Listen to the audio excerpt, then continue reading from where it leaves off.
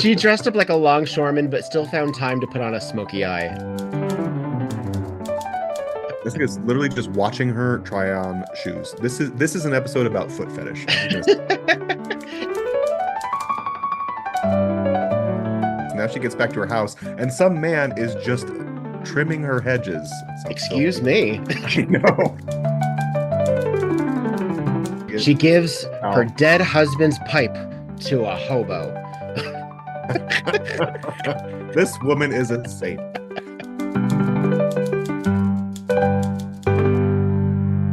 So we're recording right now. Oh, should we just start? So just get rolling? Sure. Why not?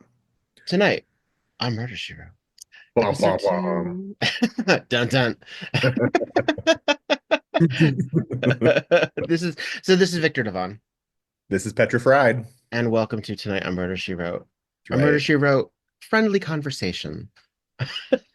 A colorful synopsis and commentary, if you will.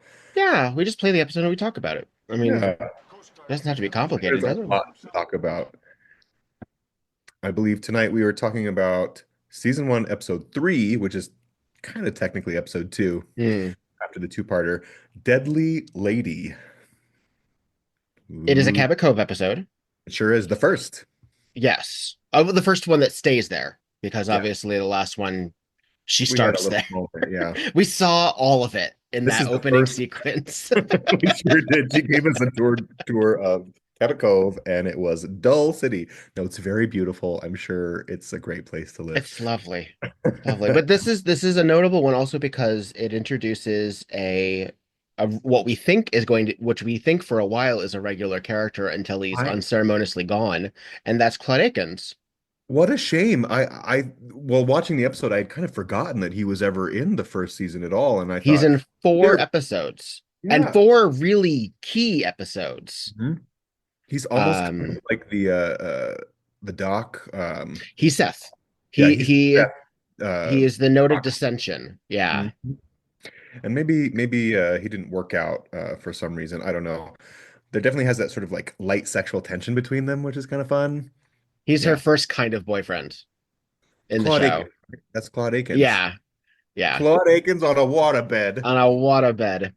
Um, Um when I saw him and I was like, oh, that's Claude Akins. And then I was like, I don't really see it. Then I looked up young Claude Akins and I thought, I really don't I see it. know I It's don't not for me, Dorothy. it's a very strange reference Really. for yeah. But he was a part of the world. I mean he was Yeah. basically um a an ethnically ambiguous character actor who got like major roles in like Inherit the Wind and the Canine Mutiny, the Canine Mutiny, the Cane Mutiny, and then these 4 episodes of Murder Show, and then he worked for another 10 years after he left. Oh, he So was it's not around. like he died. It's not like he retired. He just moved on, Mm. um, and did not do any, as far as I know, any other regular television. He just did guest spots and things like In the Heat of the Night and Hotel. That's kind of a great career too. And there he is showing up at Jessica's house. The Um, lights have just gone out. I happened to watch this with my mother, and she was like, "Oh, there he is acting like a man, telling her about how she's a woman." And I was like, "Jeez, mom, I know. It's get started. true. Get it. This is why he's the proto Seth. Give him a chance." Exactly. Yeah, bossing her Woman, around. woman. But she will subvert. He does call her woman a lot. What? My grandfather used to call my grandmother woman, or even better, toots. So, Oh. yeah, grew up with that nonsense. Um, Literally nothing has happened in this episode other than there was a hurricane the night before so she is far. working on a novel. Yep. So she's actively an active writer. So we've established that first book, The Corpse Danced at Midnight, was not a fluke. Mm-mm. So we're already beyond what really was like the pilot TV movie, which Yeah. was the Sherlock Holmes episode. And Mhm. now she's a vital active woman, actively working, Going on a still fussy jog through Cabot Cove. still jogging with Still her jogging arm. like Phoebe Buffay. So she Uh, just went to the dock and they were talking about the storm and radio contact was lost. Now she gets back to her house and some man is just trimming her hedges. It sounds Excuse filthy. me. I know. And I really enjoy their interaction here. It's a little spicy. It's a little saucy. It is. This is her second love. This is their Yeah. third love interest, basically. After her Those. publisher, Yeah. then Claude Akins, and now Howard Duff is Ralph. his name. Howard Duff as Ralph. I loved their scenes together, by the way. I thought they had really, really great chemistry and maybe even more so than the first episode with the publisher. I thought they were Mm. fun together. I also thought to myself, what would I do if someone were in my front yard trimming my hedges? And like, hey, I'm doing this. You gonna feed me later? And she's just like, sure. What time of the world is I this? know. Well, they refer to hobo, which he says hoboing, and she calls him out and saying the real term is bowing. A real hobo would know that, which is once again this homespun ridiculous wisdom that Jessica Pretty pulls out of thin esoteric air. comment, right? Yeah, But it would be damning in any other like she always says like, totally. no, no, no. I know you're lying because you said. And in fact, if he was the killer, she would have used that against him. Absolutely. Absolutely. But she made him breakfast. Eggs. Now they're chatting, and she has decided in this time that she that he's not poor. He's in fact very wealthy and hiding something from her, which the Including a powers gold of that watch. girl. My God. They And I she, love that they established like so early on that she has the observational powers of a magnifying glass. She's really incredible. I don't know where she stores all of it, to be honest.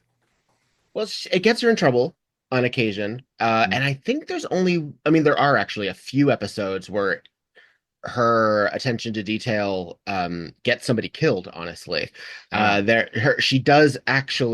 She is responsible for a few people dying She's the because she catalyst for calls many them out. murders. Yeah, Yeah. exactly. Um, This episode is a little bit in that I mean, because she's called in, we'll get to it later, obviously. She's mm, called in to sort of talk to these girls. We'll get to it, but mhm. I wonder if she had never been called in, if this would have turned out the same way. I mean, probably not. I mean, the same thing is like there's a later episode where she and a nefarious mystery writer that she thinks is her friend, they happen to be walking and they stumble upon a murder and an investigation. That's much later, Yeah. but that's after Tupper leaves. But it's because she's there that most of the time, that's why even the police officers who kind of hate her learn things. If she hadn't said, see, this hedge here was trampled, no one would have noticed that. Right. But she often says, I'm sure you've noticed that Oh the yeah. lines on his face indicate he wore glasses. Like Cunning. she's She lo- willing to help them out. she knows how to plant the seeds. So she's having breakfast with Ralph, and then oh, she gets a call from the Shames. Our first time seeing our dear friend Tom Bosley as Amos Tupper. Shout out Tupper, Really old Amos Tupper. who again is not in that many episodes. He's only ever a guest star, but Yeah. he is in such key episodes that it feels like his time is so much longer on the series. I want to love Amos Tupper, but I'm sorry, he drives me up the wall. Why? I the way, well, he's dumb. Well, yeah. He's truly dense.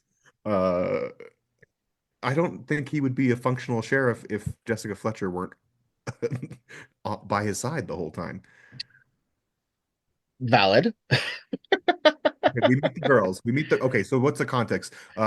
There was a murder potentially on a boat. Somebody died on a boat, and these four rich girls are now being sort of interviewed by Amos and Jessica uh, to determine whether foul play may have been involved. Um, All three repeat actresses on Murder, She Wrote. All of them have been in at least three, some of them four episodes, including who we see here in these glasses, these yeah, fantastic glasses. I love it. This is Anne Lockhart, daughter of June Lockhart from Lassie. I'll be damned. Yes, Yeah. nepotism works. And she appears in four, frankly, really great episodes of Murder, She Wrote. This is probably the lesser of them, but it's a big ensemble. Four I think that four is a daughters lot, is overkill. It should have been three. If I were a writer, I would have kept it to three because I right? could not remember their names for my life until about 1 minute before I wrote them down. I had to do. Wait, let's see. Nan, Maggie, Lisa, and Grace. Uh, Yes, Grace sporting the glasses that we adore. yes. Yeah, But I mean, of course, and also we're saying daughters, but we haven't indicated why they're daughters. Their father is missing. her They father. assume that Theoretically, this yeah, patriarch of what, a fashion house, I think, it's like a makeup cosmetic makeup company. cosmetic company, and he's dead, and they don't know who, if anyone, is Well, responsible. is he dead, or they say he was swept off the boat during the hurricane? So And allegedly dead. Jessica's not buying it for some No. reason, and this hat no less. What is this hat? Is she going I fishing? it is a fisherman's hat. It is, and I think she isn't this one of the famous photos hats where she has the the magnifying glass in her hand. I think you might be right. I think it is. Right. So I think initially they decide that, oh, sure, they're innocent. All the girls are fine. He fell off the boat. The tide will bring him in. Yeah. By the next day, the day after. And there are a few bodies that wash up on Cabot Cove beaches, and that's Yeah. the how we learn about them. This is Yeah. one of the few where this we hear about the body in advance, so we know eventually it's coming. Yeah. More often than not, someone just stumbles upon the body, Right. and there's a reason for that because it's there might be a connection between this missing father and this random man trimming Jessica's hedges. Don't say. I mean, I gotta tell you, the minute I saw this strange guy and she was clocking his like rich man clothes, and then we're meeting these four girls who have lost their father overboard, I thought, well, duh.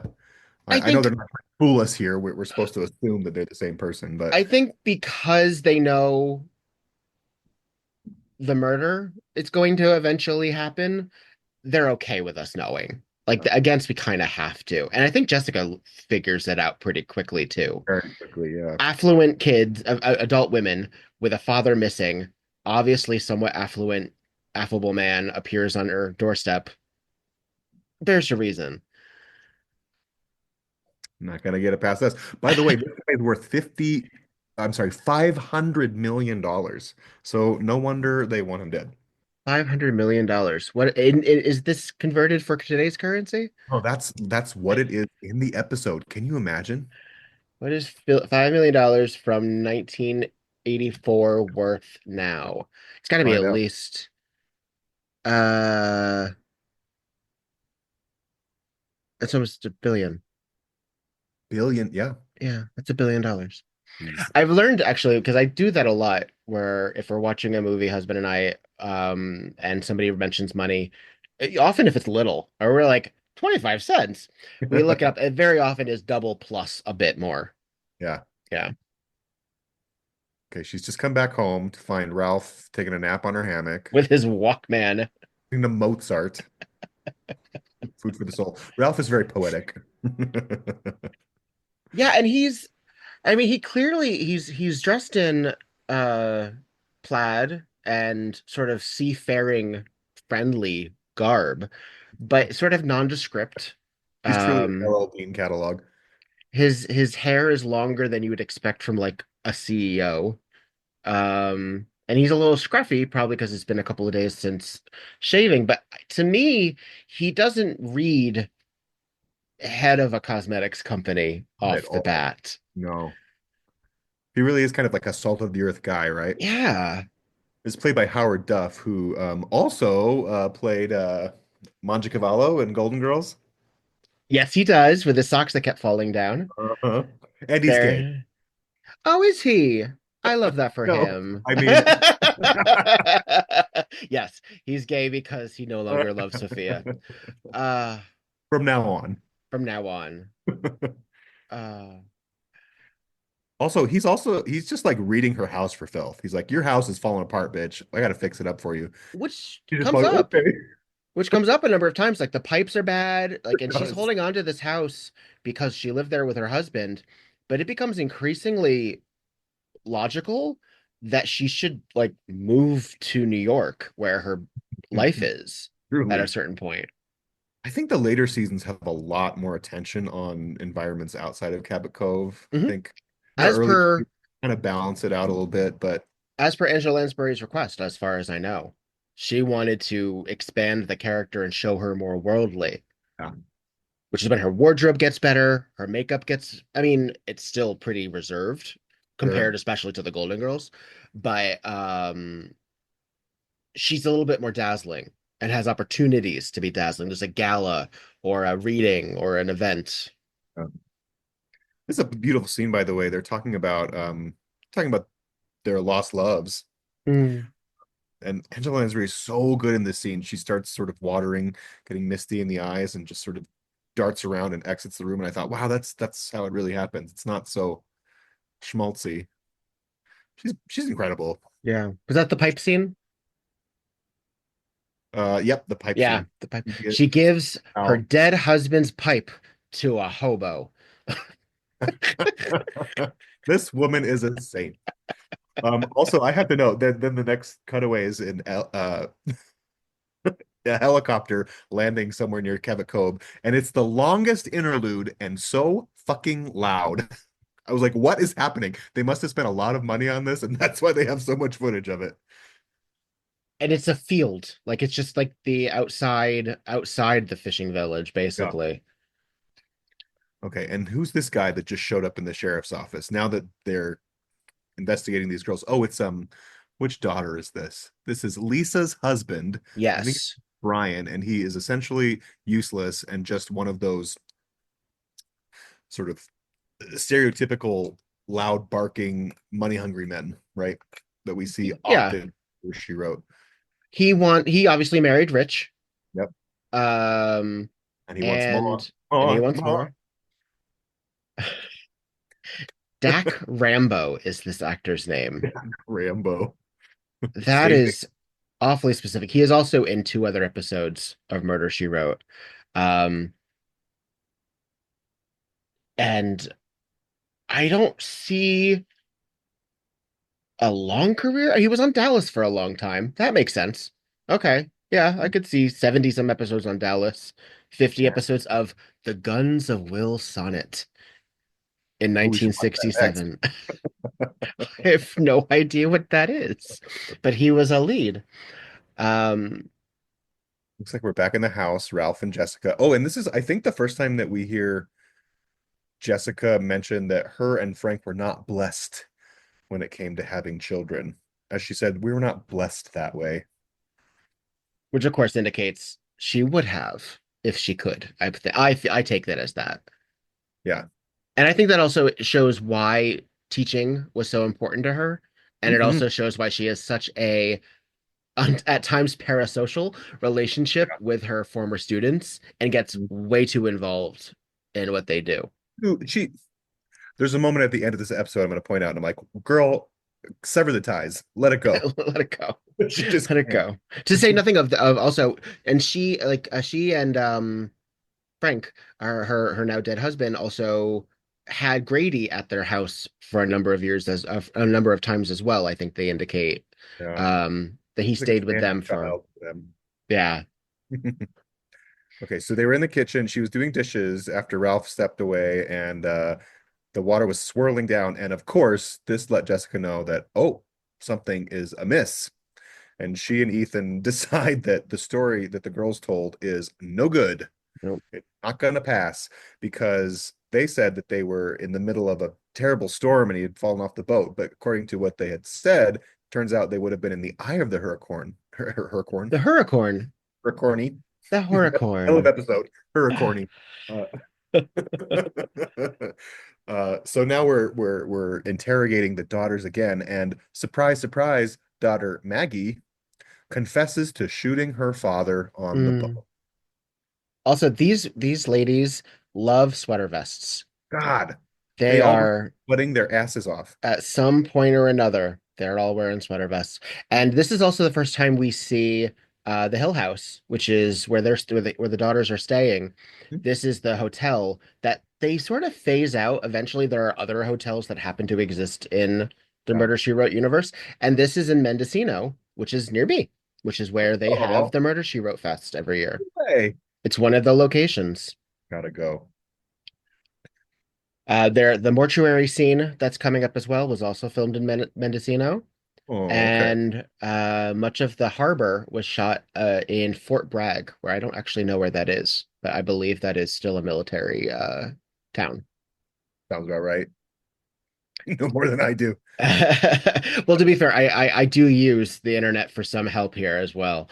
Um, You mean you don't know all of I this? some of Yeah, it I do. It's a damn shame. I mean, I could have told you that these actresses were in 3 to 4 episodes each as well, sure. but I certainly recognize the actor playing Nan, who is probably gets the most to do in this episode of all the daughters. mhm.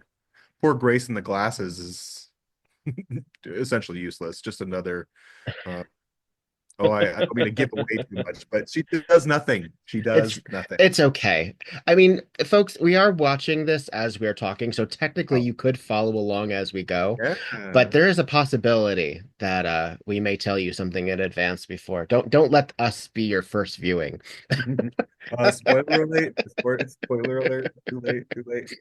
Um, okay, they're taking Maggie into custody, who has just confessed to having a fight on the deck of the boat and shot her father twice in the chest. He fell overboard. We've all Everybody's been shocked there. and We've all appalled. been there. We've all been there. Yeah. Last weekend. Yeah. I mean, I have to say, so there are too many characters in this episode. There are. I agree. And I think they actually lose the opportunity to do like a King Lear thing and just have the three daughters and have one of them be the ungrateful, because that's kind of what they're going with. It does feel like the model a little bit, right? And even one of them is the ungrateful one. Yeah. Yeah. So the one who doesn't want anything to do with it. So like it's sort of, And Ralph even makes an allusion to that, the young yeah, child. So, by the way, that early picture of Howard Duff, kind of yummy. very handsome. Yeah. But very it's you can tell that was like something that like appeared in Variety in like the 50s, because that is a glamour shot. That is an actress glamour shot. And who's the mustache, by the way? Who's the mustache? This is the only scene he shows up in, and then never again.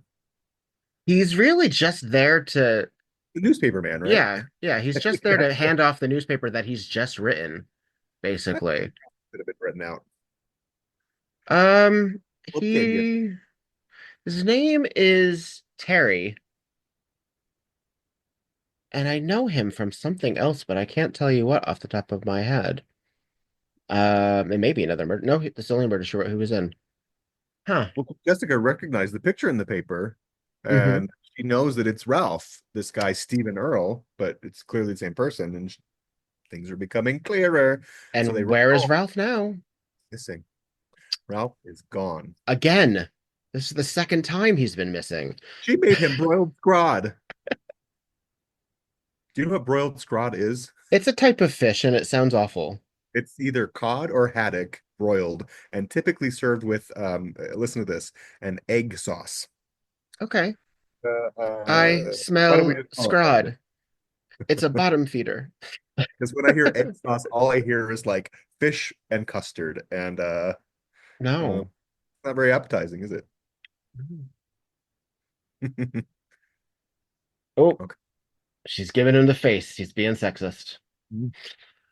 Uh, Ethan is humoring Jessica. and now we get the washed up on the beach scene. See? A Stephen King moment, like kids walking on the beach finding a dead body. Like, come on. Oh, and he's wearing that LL Bean getup. Oh, poor Ralph. Yeah, poor Ralph. So we know it's him. That's very important. That poor little kid has quite a horse face. I know. It's not the best child discovery of a body moment in Murder, She Wrote, but it's a strong one. The best one has a sound effect that goes with it. Oh, here's another useless character, the mortuary owner. The more, yes, Or yeah, yeah, physician, I'm yeah. not sure. He's also a little he seems a little light in the loafers, maybe. You know what? It's that Like it, man. old-fashioned British, North what did the North Transatlantic voice? Yeah, that's exactly it. Yeah. The fake accent. Yeah. Okay. Okay. Ah, By the way, Tom Bosley, um, I'm not Happy Days, obviously, but my favorite movie that Tom Bosley appears in is probably Yours, Mine, and Ours. Have you ever seen it? With mm-mm. Lucille Ball and Peter Fonda. Oh, that's the original. No, Yeah, I've never yeah, seen it. exactly. No. Yep. It's pretty fantastic. Lucille Ball has 8 kids. Peter Fonda has 10. They're both widowed and widowered. I don't think that's the correct, correct vocabulary, but they get hitched, and Tom Bosley is the doctor who is appalled by their large family. That's fair. Bit part, very cute. Sort of the Okay, proto Brady Bunch. who's this guy that just showed up? His name is Terry, I think. No, Terry was the newspaper guy, I thought. Terry was uh I don't remember the too many characters. No, it is Terry. It is Terry. This is Terry right here? Not the old man, but Terry is the guy that showed up in the Corvette and Nan ran to him. And the whole Oh, okay. Terry is the guy that used to be with Nan, but the family thinks that he just wants her money. Okay. I I got feel some like we need a whiteboard to to, truly. to This remind is us. one of those moments. But I have to say this, so this right here, and they lean into this in a couple of episodes. This reads to me very Twin Peaks because it's sort of like the pseudo noir Oh, for situation. sure. Absolutely. All of these, and that's another show with a lot of characters and a lot of backstories that are not bothered with. They just appear because that's life. Yeah. People just show up and you don't know everything about them, which can be very frustrating for a series. But I think It that doesn't necessarily feel, I know what you mean by frustrating. It doesn't feel economical, right? it's not how most stories are written. Yeah. Yeah. And I think the series gets better about in some ways. This episode is probably not a great example of a character edit, but we'll roll with it. It's episode 2. We're okay. It's going. Also, daughter, is it Jill? Who are these women? I just We have Grace. This is is Lisa. Lisa. This Lisa. is I Lisa. love Lisa. She is such a bitch. She is the one. And she has this long, like sallow face the whole time. Oh, by the way, who is this lady cop? Does I she don't ever know. appearance again? There are other officers when they serve a purpose, and then there are no officers when that serves a purpose. Yeah. Now, admittedly, when we eventually get to Colleen Camp in one of the episodes where she becomes the deputy, he Mhm. mentions he had a previous one who Yeah. became pregnant and then quit. So maybe that's her. Sure. Does she have a name? Do we know who she is? Because I'm kind of in love with her. She's also kind of dumb. I think you have to be a little dumb to work for the police department in Cabot Cove. I mean, it helps. It helps. He does. Okay, so Maggie, the one who confessed, is being told that the father's body finally washed up on the beach, and she's like, "No, he can't be Aren't dead. aren't you No, I embarrassed? confessed to his murder, but I didn't kill him." Uh, I didn't kill him, see? I don't know where we're going into that. Uh, The rest of the episode. yeah, this I mean I think they do a decent job at indicating different personalities with each daughter. Sure. Yeah, But again, it just seems just one too many. poor Grace. Poor Grace. She's really there to represent the ocular fashions of the day. I'm pretty sure that the assistant the what is she? I guess the deputy? The woman who works in the Must be a police deputy, yeah. station? Yeah. I believe that is credited as Emma in Murder She Wrote lore. And this actress also appears in other episodes. She plays a nun in one of those episodes with the great Eileen Brennan, which I look forward to getting to. But she's character actress. She plays roles like Texas woman and store Texas clerk, woman. store She looked like clerk, a Texas woman. Yeah, VA nurse. Um, but yeah. very tactile woman who uses her hands. That's what they're trying to tell us. I actually love this actor who's playing Maggie too. I think she's really compelling and interesting to watch. What's her name? Marilyn Hassett. I looked at her IMDb and didn't recognize a thing. So Except the other Murder She Wrote episodes. yeah, exactly. Her greatest credits. And that's the thing is like I forget like how many shows like came and went and don't have a life on streaming. So therefore it's as if they never existed.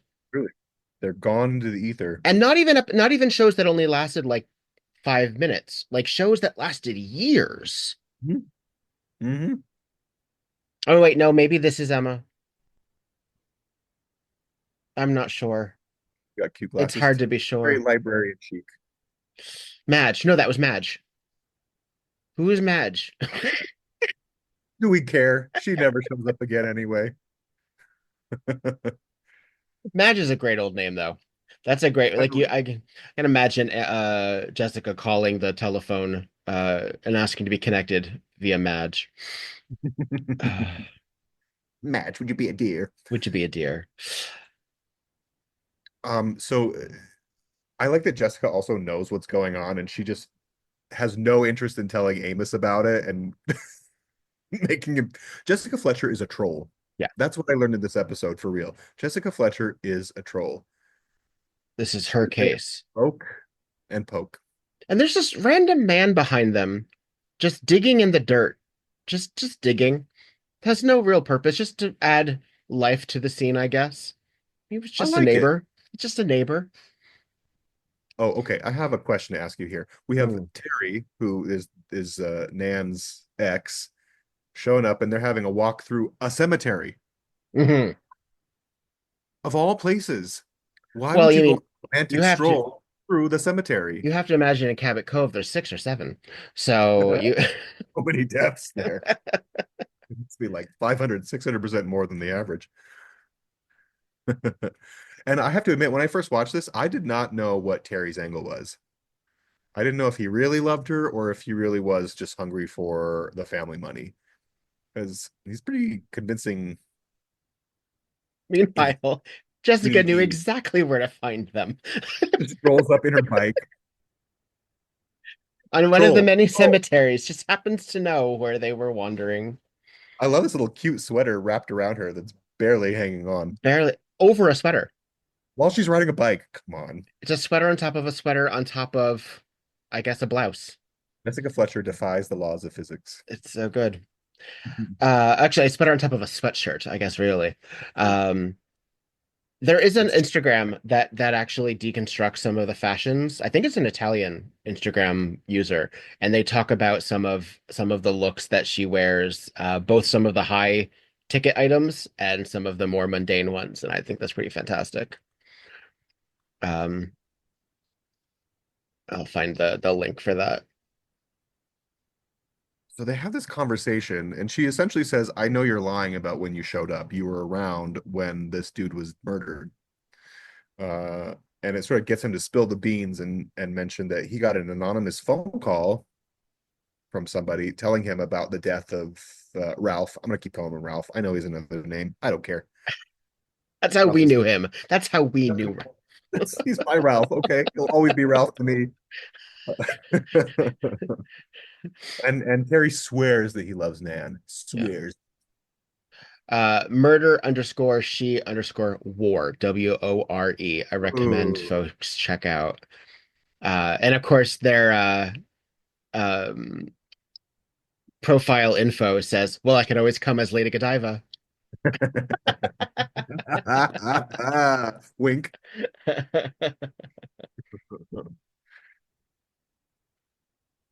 Okay. Terry storms off. Oh, Oh, we here's have our first. our deputy, Emma. See, it is Emma. It Emma, is this Emma. this Okay. blonde deputy, Emma, honey, the hair is not working. cleaning a rifle very casually. She quite literally looks like she's wearing a duster on her head. Oh, and also dumb. She's like, "Where can I find Sheriff Tupper?" Or Jessica asks, and then Emma says, "I'm not going to tell you." And then she gets on the phone and describes exactly where he is. Yeah. What a dumb bitch. And we see Jessica's listening face. Uh-huh. Ah.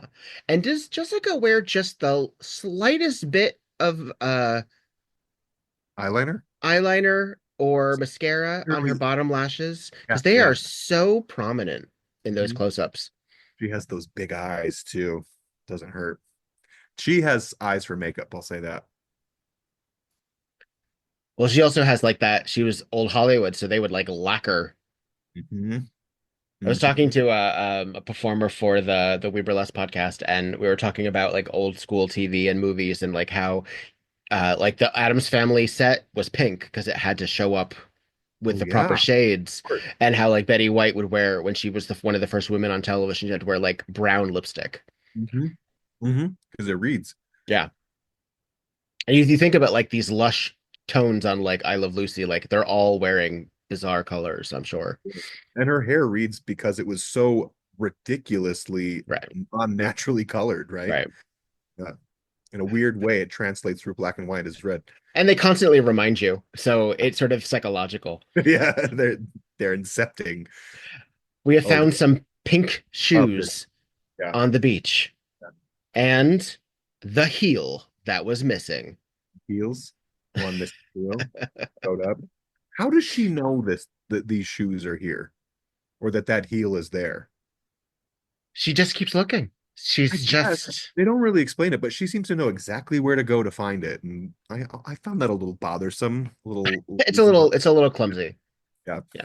Um, Yeah. This I is do like that scene because it sort of indicates that early in the series, Amos is really quite annoyed with her a lot. because He's popping over. she's such a know-it-all. Yeah. She's quite annoying. What a busybody. What a nosy troll. Ah. They go to Nan's hotel room and they say, "These are your shoes, or we got to find these shoes." And Nan's searching through her bags looking for shoes, and She designed them herself. which is kind of cool, right? Like, go Yeah. Nan. Pops this. Uh, They're not a very exciting shoe, but she designed them herself. Amos reveals to Nan that they found the shoes on the beach, and he's fully prepared to arrest her. Oh, how obvious, right? But Jessica insists that she try on the shoes. I love this detail, love it. And I didn't when I rewatched this, I hadn't remembered it very well, and so I thought this was genius. And while I was watching, I thought, what are they doing? And it so pays off. Jessica's literally just watching her try on shoes. This is an episode about foot fetish. I'm just gonna And say. I love, she's like, try on the shoes. They fit. Well, obviously, she's not guilty. Wait, what? And she again talks to Amos as if he should have followed this train of I thought. know, I know.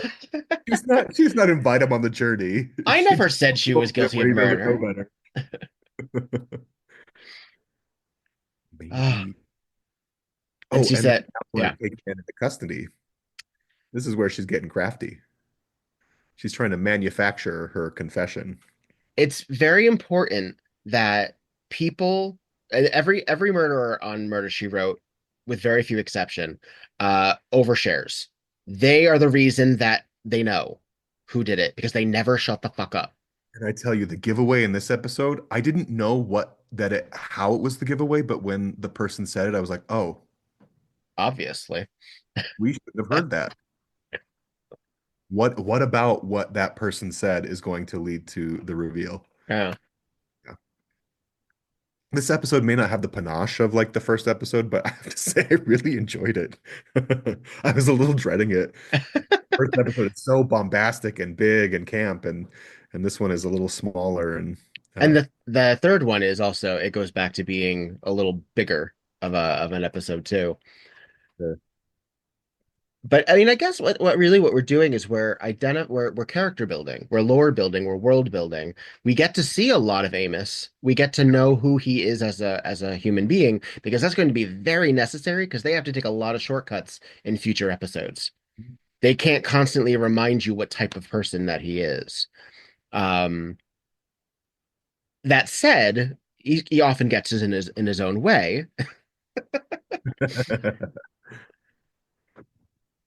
Basically all the time. All the time. All the time. But he's America's dad. I He's know, Tom Bosley. sweetheart. Uh, they just sort of did a setup where they invited Terry and told Terry that Nan might be guilty of murder and that he might be suspect as well. And he bailed. He's like, nope, No, he dropped her. with Let her this. take the blame. She overheard and said, "Damn, Terry's a dick." Which I guess means he was only in it for the money. Who, by the way, we're in a new scene with the three daughters, Grace, Maggie, and Lisa, and they're just partying because Maggie got released.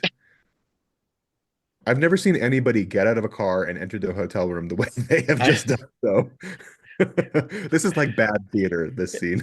yeah, they should have been singing like "We Go Together." Like it was that kind of like adolescent energy. Exactly. But but that's very sisterly. Like that does Sure. indicate that they know each other. I have to say, like a lot of Murder She Wrote early episodes, and I say early meaning like the first half of the series, particularly the younger, because these are character actors of the day, they're not yet legacy actors like a lot of the older ones, but I think that they're more committed to their roles than the younger actors in the later seasons.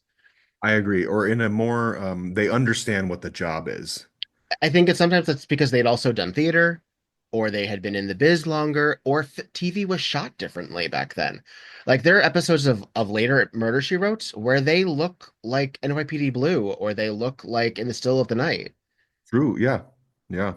like Hill Street Blues. And if you look at like what else was on during all these years, it's just like Mhm. it's so weird that this is a contemporary. I know this is season one and season 12 are different series entirely. I love this scene too. And here's where we get the giveaway. Jessica shows up to their hotel with a weird crumpled bag and is basically like, "Oh, they found Nan's shoes. They're charging her with murder. And can we search your room?" And all the sisters are like, "Fuck you, bitch. No." Um, You know, that's what Grace is like, "Okay, I have like nice clothes." who are you again? Random lady who lives in this town? Yeah. And Maggie says, "You can search my room, but we don't wear the same size shoe, and I never wear pink." But She never said anything about pink. forever. They always say too much. And the funny thing is, they always say too much to Jessica, who is not an officer of the law. Right. And they could just say, I never said that, officer. Jessica, I mean, it's your word against mine. But they I always don't know confess. how I don't know how there's not an underground like society that says don't talk to JB Fletcher. Just shut your fucking Just mouth. don't. Just don't do it. So Jessica's at home in the dark, and someone breaks in. And I have to say, when I saw the shoes walking across the floor, I was like, "Are those ladies' shoes? Are those men's shoes? Are those big feet or little feet?" I couldn't tell. And then Big feet. the killer Ah, revealed, and who is it? dun dun dun. Maggie. Well, it was one of the four. It really sort of had to be one of the daughters, didn't it? And one of them already confessed and was exonerated. I It, love the sort of misdirect of that. Very much yeah. like the bus episode, right? Yep. One of the And regulars of the show. it wasn't the bitch. It was one of the ones who seemed very nice and Ah, very down to earth. Yeah, yeah, yeah. very accommodating, very willing to help. Yeah, almost a victim. This scene is I like this sort of villain confession scene with Jessica and Maggie because it's not so mustache twirling villain like some of them get, right? It's honestly it's a little sad. It's It like is. it this is Yeah. it's yeah. I kind of feel Um for her. I kind of wish Maggie had gotten away with it, except that I liked Ralph so much. I think behind Jessica, I'm not quite sure. It's too dowdy to be a lamp. I believe that is the covered bird cage that sometimes lives in Jessica's parlor. Sometimes. Birdless. Yes. We're reveal. I love this part. She says we wanted to see Nan's feet because she would have had to walk barefoot in the sand and they would have been fucked up. Yep. Uh, but she had beautiful, soft, You're supple. touchable, nippable feet. Now, meanwhile, Maggie has bloody, torn up feet. Her shoes are filling with pus. I like that I she just wearing also black on the scene. She dressed up like a longshoreman, but still found time to put on a smoky eye. Like there's Oh, still yes. Presentation is very just a important. just a little gloss, just a little. It's casual. Yeah. She's compelling in this scene. I really like this actor. I wish she'd been in more. I can't wait to see in the other episodes of Murder She Wrote, but Yeah, I do think that the motive is a little like, okay, you hated your yeah. father, he loved your sister more. Like, I It's a get it. little by the book, but this is only the second episode. They can't rewrite history or redo things all the time. To dip into the Um, top of the milk. yeah. Well, and so this actress, Marilyn Hassett, is in 3 episodes total of Murder, She Wrote, two of them in the same season. How different. So different characters. So we will see some more range within her, including and also she's in one of my favorite episodes. She doesn't have a whole lot to do, but she's in one of my favorites when Jessica's book is turned into a play on Broadway. Oh, excellent. Yeah, And it's rubbish. it's rubbish. What did she play in that Rubbish. one? It's a very good question. I don't remember, but I'm sure it's Oh. gangbusters. I also thought the She simply is actually, do you know who she is? She is the one who dresses up as the witch. oh, I'll be damned. Yeah. Okay. Yeah, Got it. she's the actress who plays the witch in conceptual New England. Yeah, or perceptual New England, which is a phrase that my husband and I use frequently with each other. We're like, why is it always Mardi Gras whenever a film is set in New Orleans? It's perceptual New Orleans. We're hitting all the broad strokes. This scene is so great We, because it also sets up a really common trope in this show where Jessica puts herself in imminent danger Mhm. and doesn't seem to care that much. She has devised the strategy where Maggie's confessing and she has the phone line open with Amos on the other line, which is okay, cool. But she's also still there alone, and this Yeah. person will kill her. It's not literally a detective in the wings like it frequently is, Right. where she This is says, scary. yeah, it's intense. And she I has like this. she's taken a bet. She's taken a bet that she won't get. Yeah. And she seems to win every time, doesn't she? Now Nan clearly has had a change of life because now she's wearing a leather jacket. Her jacket and her hair is a little unkempt and right. She's She's a been woman of the exonerated. 80s. She's going to jail. She's changed. This is what I wanted to point out. She and Jessica hug, and she says, "I promise I'll write." And I'm like, "Girl, how long you known this woman? It's How are you, I know. Jessica? Cut the cord. She ain't your kid, girl. Get a bird. You got a cage for it." And we of course never see that character again. Forever, But forever. Jessica still gets letters. I wonder if she does. Now it's time to go fishing with Ethan. He Exactly. really is the Seth, isn't he? He is. He is. I think possibly because he's an everyman, like he's his function, he's not an expert. And I think they needed an expert. So that's why Seth as a doctor is important because he has access to things like medical records that none of the other ones do. Right. Well, we lose Um, this character that shows up in the morgue here. and what a Like, I loss. think we need, I think we need like people are dead all the time. What a shame. I think we all grieve. So I think Seth sort of takes the role of Ethan and medical examiner, making the show He's more economical. he is not only he's the medical examiner, he's the primary care physician, he's the coroner sometimes, uh, You're which is supposed to be funny because sometimes he's not, and that's only when it needs to happen when they have to wait for the coroner. Uh, there's one episode where where a young doctor shows up and he's very threatened. In the botulism episode, he's clearly the only doctor in that entire hospital working with all of these very sick people. Like, Well, he got a tall order, It's Seth. all too much. He's also treated as if he's always been there. True. He doesn't Yeah. have an introduction the same way that other characters who are introduced to. He, like um, Tupper and Ethan, are just denizens of Cabot Cove. And this is the last Cabot Cove episode that, I mean, actually the next there's another episode that starts in Cabot Cove but primarily isn't, for about 3 episodes. 4 episodes. Oh yeah. It's quite a while. So it does the job of, it's a good middle episode. It's not particularly crazy. It's run of the mill.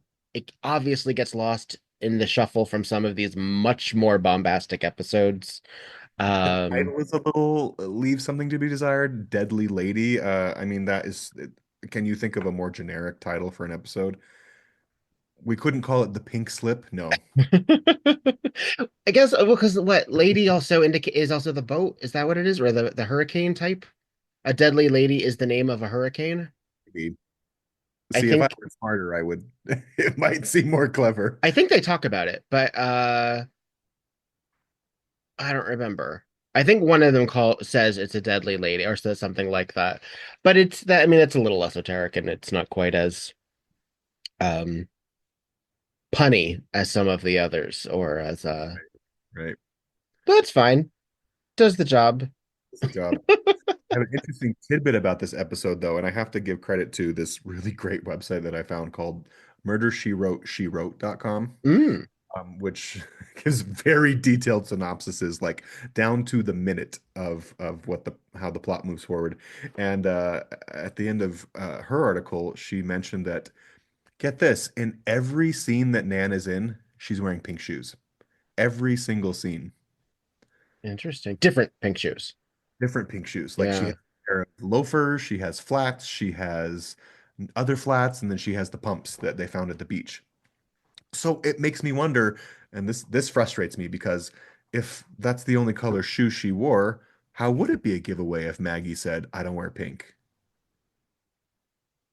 I mean, it's kind of an assumption, but it's kind of an admission of guilt, right? Hmm. That made me feel a little Hmm. frustrated with the episode because I really thought that was a clever move and a clever giveaway. And then if Nan's always wearing fucking pink shoes, then what's the point? Sorry, not No, to no, criticize brilliant it's writers of Murder, She absolutely Wrote, fine. but It's absolutely fine. that's I mean, I do problematic. appreciate, I mean, that's the thing also is about the Murder She Wrote fandom community. I also encourage people to check out Murder She Blogged, which wrapped up sometime during, yeah, I think shortly after quarantine. There's also Pushing Up Roses, which is a YouTube channel, which I don't always agree with everything that with her assessment of every I agree. episode, but But I appreciate her commitment to it. And some of the things she points out, I have to admit, I didn't think of. But she also comes from it from a very different perspective. She is not, like, for example, there are like old Hollywood references that she completely skips over because it's just not her jam. right. And that's fine. That's absolutely fine. And I kind of love that none of the Murder She Wrote fandoms like step on each other's toes. Everyone comes from a different perspective. Definitely. Our perspective is character guest actors. Indeed, so far with Golden Girls connections, Yeah, yeah. so Which far. do you remember when we first started talking about doing this? My one of my first ideas was like actually talking about guest stars that were on shows like Murder She Wrote and Golden Girls Uh-huh. and or turn into this, but it's Yeah. basically the same thing. Come on. Well, it's some way or another, 6 degrees, some way or another. We're still doing that. But uh, which is actually funny because, and while yes, Magicavallo is in Deadly Lady, when I mentioned to the husband that we were going to watch that one today, he's like, what Golden Girls connection does that have?" I was like, "Oh, actually, we've expanded our." Found a few actually. um, yeah, I don't but know about you, but I'm certain I've seen every episode of Murder She Wrote, but watching it in order intentionally, I know we've only watched 3 episodes or two, I suppose, a double parter in one, but I'm already thinking about the show a little differently than I used to, and that's really fun. yeah. Well, because also I watch it very different because it comes on.